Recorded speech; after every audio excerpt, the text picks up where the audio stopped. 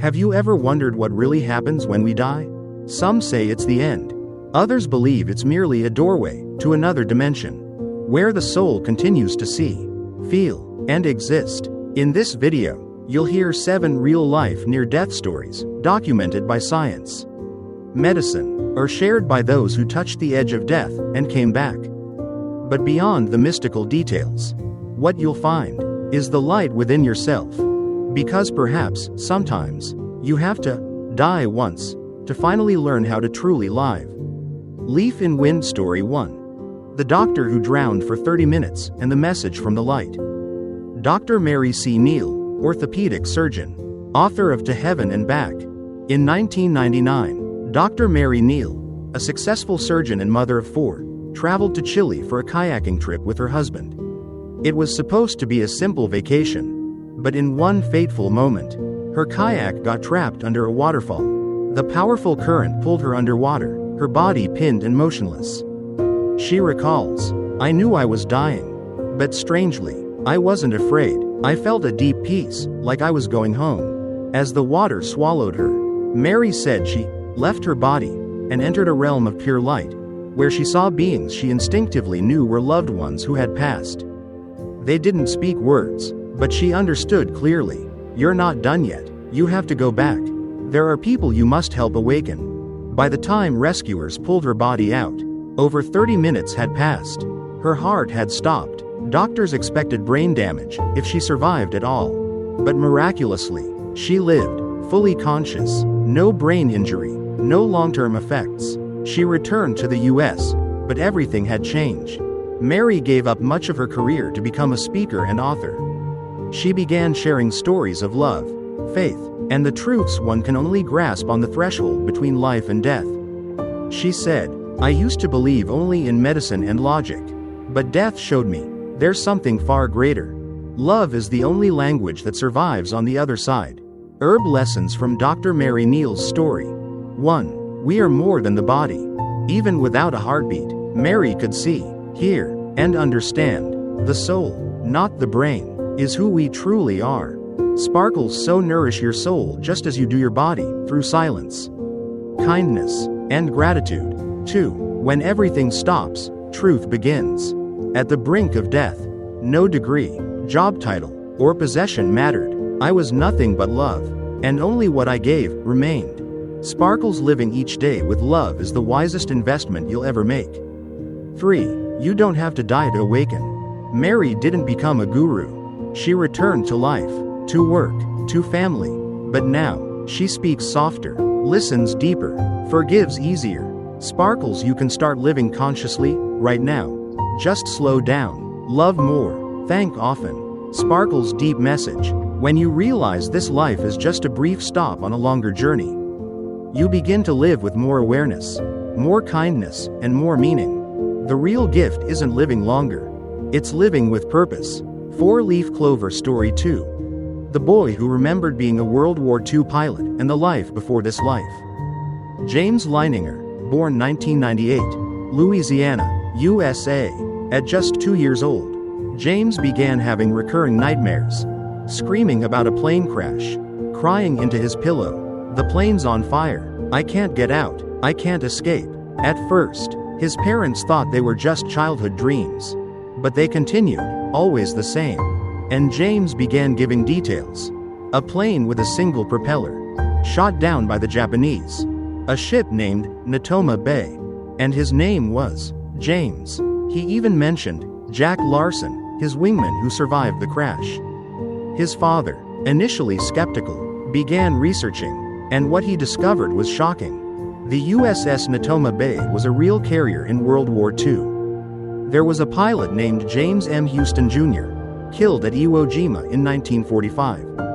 And Jack Larson was also real, a pilot who survived that exact mission. James, barely a toddler, could also recall the model of the plane, F-4U Corsair, where it was hit, under the left wing. His squadron's name, base, and fellow soldiers, Milky Way reincarnation, or a deeper connection of the soul. Dr. Jim Tucker personally interviewed the family, examined all data, and concluded, James gave over 50 verified details from Houston's life. Facts no 2-year-old could invent. At age 6, James wrote a letter saying goodbye to James Houston. "I'm ready to let go now." From then on, the nightmares stopped, but his heart, and those who knew him, would never forget. Seedling lessons from James's story. A soul's awakening beyond one lifetime. 1. The soul's journey is longer than one life. You may not remember your past, but that doesn't mean it never existed. Sparkles, what you do today echoes beyond this lifetime. 2. The unseen still shapes who we are. James didn't become famous, but he grew up kind, grateful, empathetic, like a soul that had learned. Sparkles, maybe you've been here before. Maybe your wisdom is older than your age. 3. Memory lives in the soul, not just the brain. And the soul never forgets how you lived. Sparkles, even if no one thanks you now, your kindness is seen. The universe always repays, in ways you can't imagine.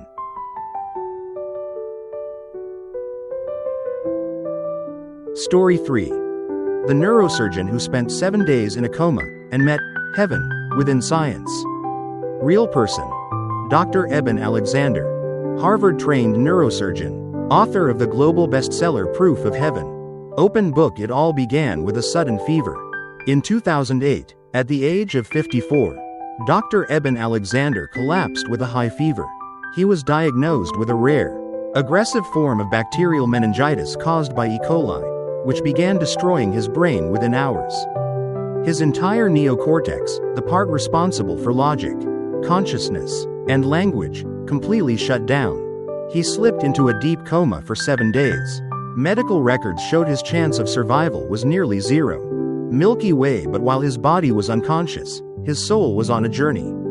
He later recalled, "I was floating in darkness, without pain, without form, just pure awareness. And I wasn't alone. I was wrapped in a love that was beyond anything I'd ever known."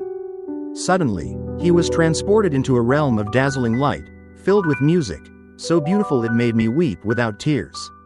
A being of light, like an angel, stayed by his side, without speaking. The message was clear. You are deeply loved, you are safe, and you must go back. Sun behind small cloud. Day 7, he opened his eyes. Just as the medical team prepared to withdraw life support, Dr. Alexander woke up. The entire staff was stunned. Weeks later, he made a full recovery and documented his experience in Proof of Heaven, translated into 40+ languages and sold worldwide. But the true miracle wasn't in the fame. It was in the transformation. The once purely rational doctor became deeply humble and loving. He no longer feared death, but cherished each breath. He began meditating, listening to his heart, and treating patients with both science and compassion. Seedling deep lessons from Dr. Alexander's near-death journey. 1. Death is not the end, it's a doorway. When we no longer fear death, we can finally live fully, love deeply, and forgive easily. 2. Love is the language of the soul. No words, no proof, just love. Sparkles, when you live with love, you create heaven, right here on earth. 3. The body can fall ill, but the soul stays radiant, even with no brain activity. Dr. Alexander still knew, still felt sparkles, so no matter your pain, hold onto your inner light. The universe sees it, and it matters. Sparkles, a message that awakens. Sometimes, you have to die to truly begin living. But you don't need to cross over to find heaven. Just choose today to live with love, forgiveness, and gratitude, and you'll find that heaven begins in your heart. Leaf in Wind. Story 4. The brain-dead boy who came back after meeting angels in a coma. Ambulance. A tragic accident. In March 2018, Trenton, a 13-year-old boy from Alabama, was riding in an off-road buggy when the vehicle flipped, smashing his skull into 7 pieces and stopping his heart for nearly 15 minutes. At the hospital, he was unresponsive. CT scans showed no brain activity. Doctors declared, "He's brain dead. There's no chance of recovery." Dove. A heartbreaking goodbye. His parents made the painful decision to donate his organs, hoping to save 5 other children. For 2 days, machines kept his body alive while the donation process was prepared. But then, the unimaginable happened. Sparkles, a miracle. Trenton moved. Moments before life support was to be turned off, Trenton moved his hand. Then, He slowly opened his eyes. He began to speak, recognize his parents, and soon regained memory, speech, and full awareness. Doctors were speechless. News channels called it one of the rarest medical miracles ever recorded. Baby angel, what Trenton remembered from the coma. He told his parents, "I was in a bright, peaceful field. It was warm. I saw a tall man glowing with light. I think he was an angel. And I saw my little sister, the one mom lost in a miscarriage. I knew I had to come back." Trenton added, "I came back because I have something to do. There's a reason." Seedling the deeper lessons from Trenton's story. 1. Nothing is truly over if hope remains. Even when doctors gave up, Trenton's heart found its way back, perhaps through love, unfinished purpose, or something greater. 2. Every soul has a reason to be here. Trenton didn't ask, "Why me?" He asked, "What must I do now to deserve this second chance?" Sparkles, if you were gifted one more day, how would you choose to live it? 3. Life's purpose is to love and do good. Since returning, Trenton became more mindful, more grateful, and committed to making life meaningful. Glowing star, the core message. Don't wait until your heart stops to start hearing your own heartbeat. Cherish every moment, every loved one, and most importantly, yourself. Because every breath is a second chance. Leaf in Wind Story 5. Anna Bagenholm, the woman who was clinically dead for 80 minutes beneath ice. World map: an unthinkable situation. Anna Elizabeth Johansson Bagenholm, a Swedish radiologist, was skiing in Norway in 1999 when tragedy struck. She fell through a frozen stream and became trapped under a thick layer of ice. For over 40 minutes, she was submerged in icy water with her body temperature plummeting to just 13.7 degrees Celsius, 56.7 degrees Fahrenheit. Her heart stopped beating. Her lungs stopped breathing. She was clinically dead for nearly 80 minutes. Snowflake, a miracle amidst the cold.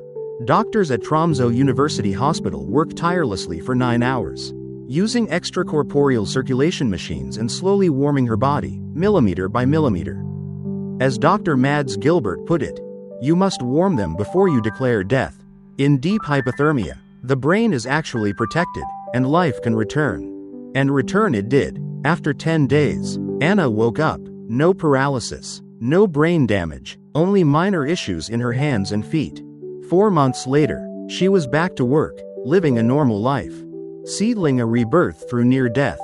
For Anna, this wasn't just a medical emergency. It was a rebirth. "I didn't think I was going to die. I believed I had to live." Her survival wasn't just a triumph of science, it was also the power of inner belief. "I must come back. I still have things to do." Sparkles, profound lessons from Anna's return. 1. Never declare it's over too soon. When one door seems closed, there may still be light. Persistence, faith, and creativity can unlock miracles. 2. The human body is more resilient than we know. Anna's story proves that even in the face of death, our bodies may have hidden powers of recovery. Right finger belief in healing, through science and spirit, is always worth holding onto. 3. Core belief is a lifeline. Even in icy silence, heart stopped, brain inactive, Anna's mind whispered one thing: "I have to live," and that was enough to pull her back. 4. Live each day as an unfinished gift. After coming so close to death, Anna learned to treasure every ordinary moment, every breath, every movement, and every chance to help others. Old key, a message to remember. When you've slept in death beneath the ice, you learn that life itself is a miracle. Don't judge everything by appearances. Treat yourself and others with profound gratitude. Dove final reflection. Death isn't the enemy of life.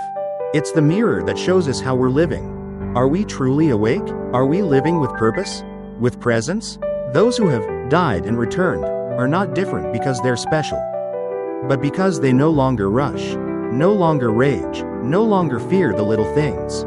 So if you're breathing today, you've been given a gift that many once begged for in their final moments.